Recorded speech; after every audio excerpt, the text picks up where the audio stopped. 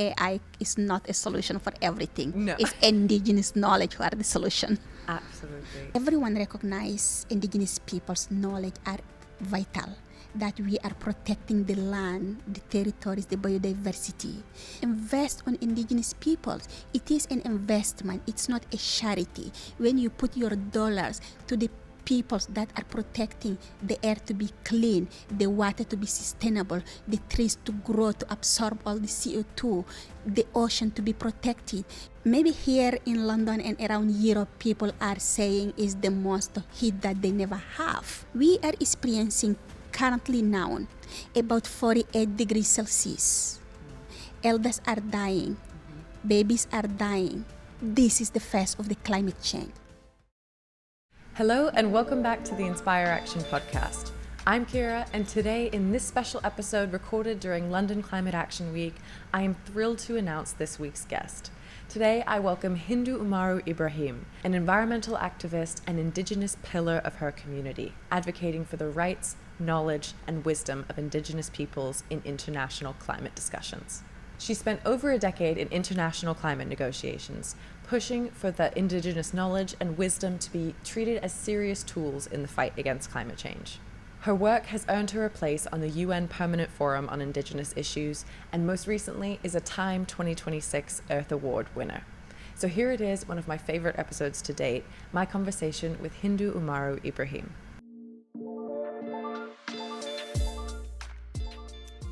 Hello. Hi. Thank you so much for joining me today, Hindou. I really wanted to start with you introducing yourself, what you do, who you are, and what led you to where you are today for our listeners. Firstly, thanks for having me. So, my name is Hindou Oumarou Ibrahim. I am an indigenous Mbororo woman who is coming from Chad, and I'm leading an organization that call it Indigenous Women and People Association of Chad, that I founded when I was 12. And my organization working at the local level with the communities, and then I'm doing international level for the advocacy for indigenous people. So who I am, like an indigenous woman. This is it. Incredible. At 12 years old, you founded your organization. That is unreal. What led you to that? How did you, at 12 years old, say, I need to start this organization? Like, what led you there? So when you get born in indigenous nomadic communities in Chad, where they do not send the children to school, and I get the chance, thanks to my mom, to send me and my sister to school. So of course I get discriminated vis-a-vis to the other kids, where they think that I'm coming from the bush, I'm smiling milk, they don't want to sit next to me, and at the end of the day, being a kid, you just say like, why I'm different, why they feel that I'm different. And then I start fighting for my own right, to show them that I'm a human being and I have a brain. And I understood when I was a teenager that it's not only about me, it's about the other young girls who have my age in the community at 12 getting married already or divorced in the next year. So how lucky I am to go to school and to understand this discrimination. So that's what put me to say, I'm going to start a mechanism that can protect the girls who have my age. And immediately I understood I cannot talk about the right of the girls without talking about the right of the mothers. And I cannot talk about the human right without talking about the environment right, where we are living and depending on it. So that's how I brought the idea of the Indigenous Women and People Association of Chad, and to fight for both rights. Incredible. Now that can you talk to us about that, how it started? Like you said, it all kind of came from your own experience, and then eventually you realized, okay, environmental rights and human rights are completely interlinked. Now that you have been privy to some, not only climate negotiations and talks, but you've been able to represent indigenous voices and knowledge on a global scale, can you tell us a bit about what that experience has been like, and being that voice in the room, or one of the voices in the room? Firstly, I feel so privileged to be at the international stage and talk on behalf of my people and many other indigenous peoples around the world, because it's not everyone from the indigenous communities who know what is the climate, negotiation or biodiversity or desertification, etc. All what they know, they are experiencing that. So then for me being there, it's a kind of representing millions and billions of peoples and ideas and contributions of those communities. And it is also the way of saying to those who are taking the decision at the international level, you are not taking it for yourself. Your decision is impacting those who are home. And one of the examples, so one day I was in the climate negotiation, and we negotiated for 9 days. 9 days. 9 days, and we had more than 130 brackets into every single word, just to the trying to replace must by will, should by not, so full stop by comma. And 9 days the discussion was over this, and I found that how ridiculous it can be because they do not understand what is happening on the ground. And I remember that day I just typed the table, then I stand and I say like, listen, I'm so sorry about all that. 9 days we do not get to any result, and my people back home are dying while you are in the air condition and just arguing. This is not the responsibility I have in the room. And I start crying. And they stopped the meeting. It was the UN negotiation. They stopped the meeting. They said, let us get a pause. And they called back the chair of the SAPSTA. And I went to saw him, and I like, this cannot continue anymore. I cannot witness that. And it's helped. The 9 days block have been negotiated in 1 hour. They open all the brackets. They become human. So the participation might look very difficult, very complicated, but sometimes if you remember who you are representing, why you are there, it can help to move the decision in a right place. Absolutely. I think that's so powerful. When you said that, it gave me chills, because it's so easy for especially our global north governments and bureaucrats to get caught up in these semantics little things and spend 9 days talking about them, when it's like, okay, listen, we have actually real problems that are impacting real people right this very moment. So your anger and your sadness and all of those emotions are completely justified. It's just appalling. But I'm so happy that off the back of that, they did manage to say, okay, kind of snap out of it. Let's make some change here. Oh my goodness. And so the Mbororo people are a pastoral nomadic community, like you mentioned. Can you, in Chad and also in the rest of the Sahel region, what does climate change look like for nomadic peoples and or just other indigenous peoples and the people of the Sahel? So my people come from Chad, Cameroon, Central African Republic, Niger, Nigeria, and Sudan. And when I say my people, it's my own blood, like my cousin from the my father and my mother's side, living on those countries and having the nationality. So before the colonization, before they decide in Berlin to cut our country into pieces, artificial border, it used to be our land. And the way of living that we have is living in harmony with the nature. And that's why we are nomadic and finding ourselves now across all those borders. So the fragile ecosystem of the Sahel, so the way of living with the cattle from one place to another one, it's helped to the cow dung to become a natural fertilizers. So our way of living is not only carbon negative, but positive, as it's creating mitigation system and helping the adaptation. But of course, since those 2-3 decades, I can say, we are seeing our life vanishing in front of our eyes. One of the examples is the Lake Chad that shared between all the countries that I name, who used to be 25,000 kilometers square when my mother get born around 1960. And when I get born, it was already 90% gone. 90%. And right now, the lake is between 2,000 or 3,000 maximum, depending from the rainy season. So from 25,000, imagine 90% gone, evaporated. So you have more than 40 million people living and depending from this water, from the farmers, fisher peoples, and pastoralist my people. So it's ending up by the conflict between the communities fighting for the drop of water or a fertile land. And that's what's happening in the Sahel. Although we are facing a big flood like the last year, more than 10 million people become homeless in the Sahel. In my home country in Chad, 2 million people become homeless overnight. My brother was there in the bed. He put his leg down.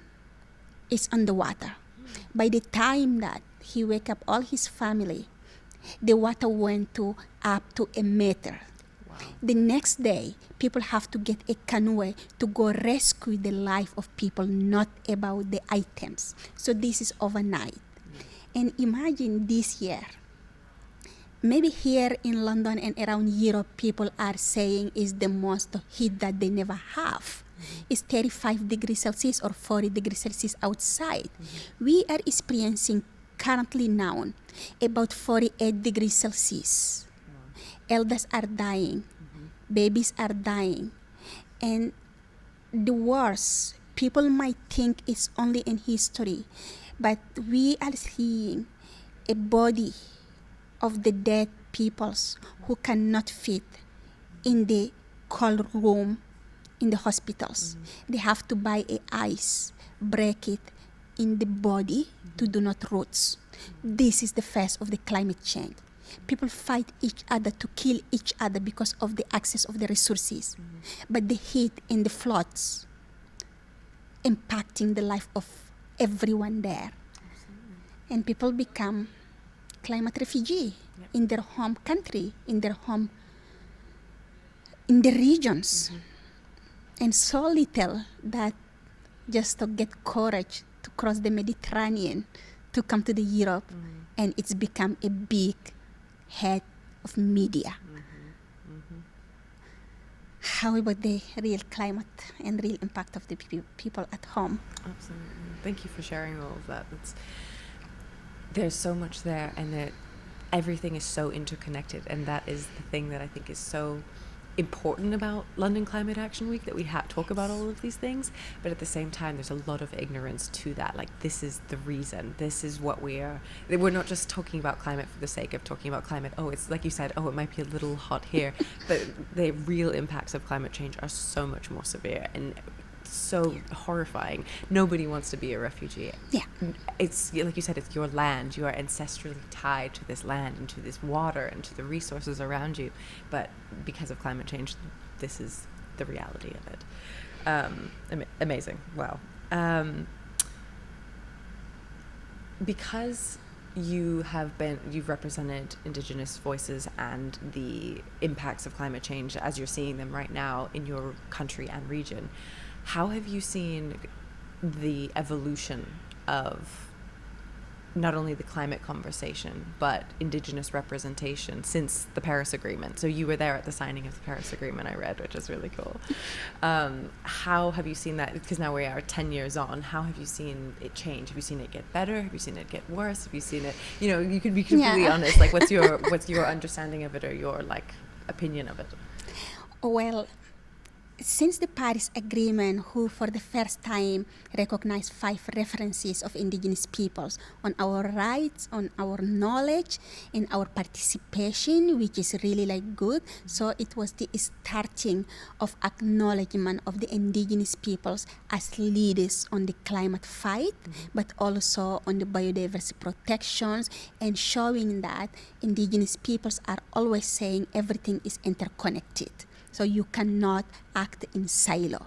So this recognition is so positive, and many people recognize that.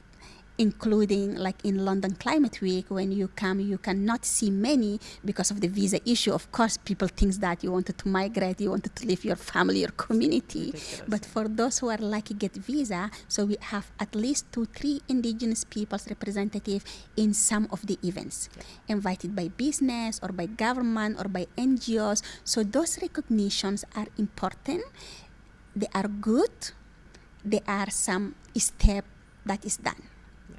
When it's come to the term of the recognition is not enough, we are a leaders, we are not a beneficiaries, we are contributors, so we wanted to sit in the tables. This is lacking.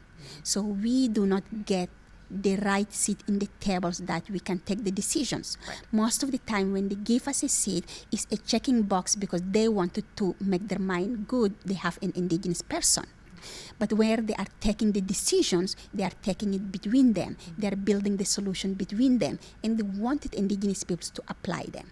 And this is the wrong decision because over the Paris Agreement and before, like 30 years of all the negotiations, the world is fighting to get the solution. But they are not always the right solutions. Otherwise, we cannot continuously talking about climate. We cannot see the emission that increasing. Right. So they need to change the way to see indigenous peoples as leaders and sit in the tables and take the decision.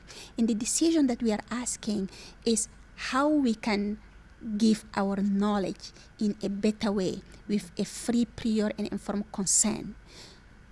I give you simple examples. Yeah. Right now, everyone talking about how energy is important, how we need to do the just transitions. And then again, they forget the just transition need a critical minerals. And most of the critical minerals are in the home of indigenous peoples. And for us, it is not only a commodity for energy, but it is overlapping with the high spot biodiversity. So we need to maintain biodiversity as we need the minerals to combine a just transition. But who is taking the decision? Are companies and government. So they do not put indigenous peoples who have their homeland with all those combined minerals and biodiversity. So it's not going to be sustainable if we are not there because they do not know how to use it and they can either harm the biodiversity or either over extract and no one can benefit. Right. That's one thing I was going to say. You do a lot of advocacy work, not only for Indigenous representation, but also for Indigenous land ownership, management. I think you hit the nail on the head. That's exactly it. Ticking the box is not and never has been enough. No. We need Indigenous leadership and guidance because your people and Indigenous peoples all over the world have been managing these lands for millennia and understand the resources and the biodiversity and the interconnectedness of everything. Have you faced at a community level and also at an international level any resistance to trying to bring about change or encourage autonomy or anything like that? People are always scared about change, so of course the resistance is there. I try to manage it, and I remember at the community level when I started going there and I wanted to talk to the women, and culturally it's patriarchal, so it's man-led at the community. You cannot just go there and make your agenda. Then I use my to education coming from the girls where I go to the community, they call me a city girl. And when I come to the city, they call me like the country girl. Country girls. And then I'm like, okay, I need to use this opportunity. So then I go and sit down with the man. And then they're like, okay, she's the city girl, so she do not understand the culture. I'm like, of course I do understand, but I seduce you to influence you. So then I talk to them like, may I have a meeting with the women? So I talk with them about how is the climate, how the thing work, how is the rain. So we do not call it climate. Of course, we call like the weather, the rain, the food, etc. So we talk a lot with them. And then I remember that was my first big meeting with the women. And I said, I wanted to talk with the women. So if you allow me, you just like tell them. They are like, oh, of course, that's fine. So then everyone went back and then they talked to their women, the wife, daughters. They said like, okay, tomorrow at 9 you can meet Hindu in this area. So then I came at 9. I found all the women full there. I'm like, great. One of the Really? things I make them do the job for me. So then I talk with the women about all the women right, environment right, and everything. So between us, it was so easy. They explain everything. And I give them many ideas we discuss. And they went back home. The next day, when I was walking, every man that just crossed my eyes, they just like, he smiled and like, what? They say, you come to make a revolution for our women. I'm like, okay, so that's my revolution work. So in a strategic way, of course, Absolutely. the resistance, you can work on it. And of course, now, when I go to the communities, women and men sit together. They never sit together, so they sit together and we argue and we discuss. So it's changed completely the way that they have. And for the first time, it's helped even the man to give a woman land right that we advocate. And we get them the agroecology, we get them the income, and then they are creating agriculture. They are feeding their communities, getting all what they need and supporting the man, and the man now are backing them to support them. Amazing. So this is small revolution is making change, but resistance is not only there. Internationally, being a woman, being an indigenous woman, being a black indigenous woman, young woman, so I check all the boxes, either to be putting as a checking box somewhere or other to do not be taken serious until that the people know what you are doing, what is your power, and then they start taking you seriously. So those kind of resistance, I just normalize them to the people that who do not know me, who thinks just like you are there, we make you this space because we cannot hurt an African woman or we cannot hurt an indigenous woman. So those kind of resistance are the hard one that you have to prove every single day. And sometimes I just say like, okay, if I'm a blonde woman with a green eyes, do I need to do it 2 times to say how much it is important before they listen to me? So those kind of things are very hard as resistant discriminations. And the other big resistance that I can say, it's to trust generally indigenous peoples. And this is the most important for me. Everyone recognizes indigenous people's knowledge are vital, that we are protecting the land, the territories, the biodiversity, but they don't want to invest on indigenous peoples. All the commitment we are having globally, for example, on the COP26, when we have the 1.7 billions for indigenous peoples for 5 years, ended up by 2+ billions, less than 7% went to the indigenous peoples directly. Really? 7%. That's shameful. And it's That's horrifying. committed to the indigenous peoples. And when you ask like why, then they say we do not have the capacity. And I'm asking which kind of capacity you are talking about. Yeah. When we are managing our territories for generation, our grandmother don't need to go to school.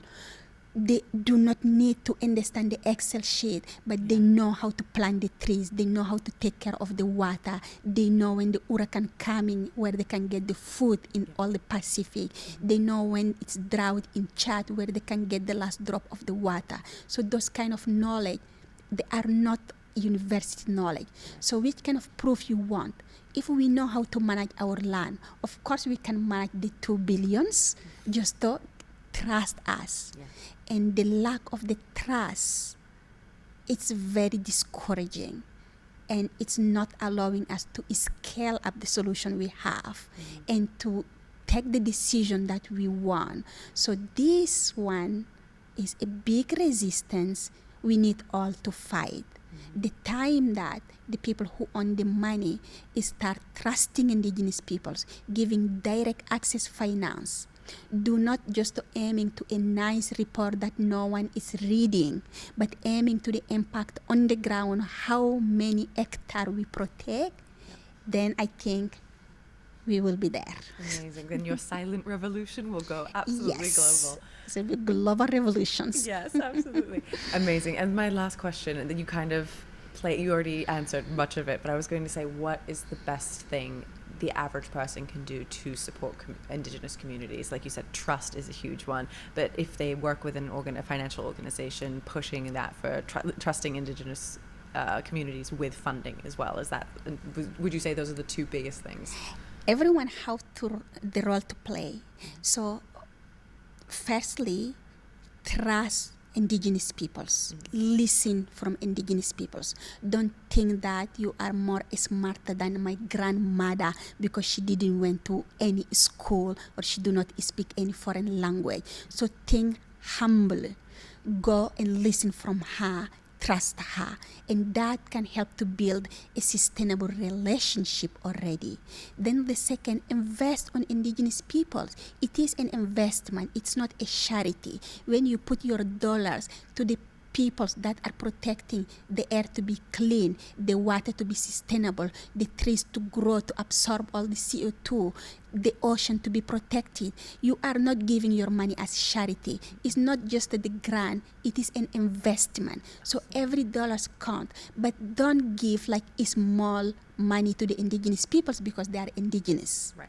Give them the big money, because when you say, I give you 5,000 or 10,000 is a salary of one individual in a month. Yeah. You cannot expect a magic to be happen with that for the entire community. So give them 5 millions, 100 millions, you do have them, and expect the change, and change can happen. So this is very important for businesses, it's important for financial institutions, but it's also important for the government. Government have responsibility to invest on Indigenous peoples.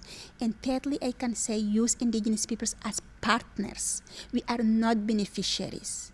We are partners, and partners are equal. So we can sit together, take the decision together, and then we can feel all in the same level. But the time that you think you are more smarter or you are more bigger because you own the money, it's not building a sustainable relationship. It is the time for action. We need to move, everyone that agree, and in London Climate Week I see that. We need to move from the talk to the concrete action. But action need a friendship, need a relationship, need a sustainability. And this is where Indigenous peoples are. We are ready to help with our knowledge, and we are helping for free for a long time. Yeah.